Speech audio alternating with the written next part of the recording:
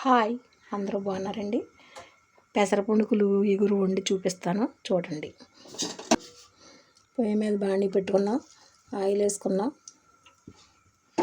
Oil ఇటుక్కుపోయింది, ఉల్లిపాయ పచ్చిమిరపకాయలు వేసేసుకుందాం.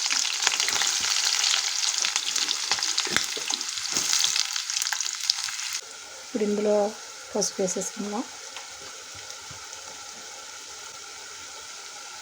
ఒక స్పూన్ కారం, తగినంత ఉప్పు,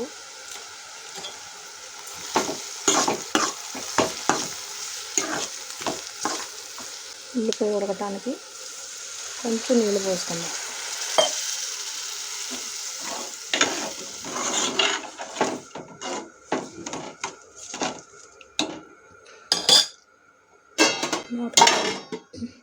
చిన్న నిమ్మకాయ అంత చింతపండు నానబెట్టుకుందాం పులుసు కోసం. ఉల్లిపాయలు మగ్గిపోయి కాబట్టి పునుకులు వేసేసుకుందాం.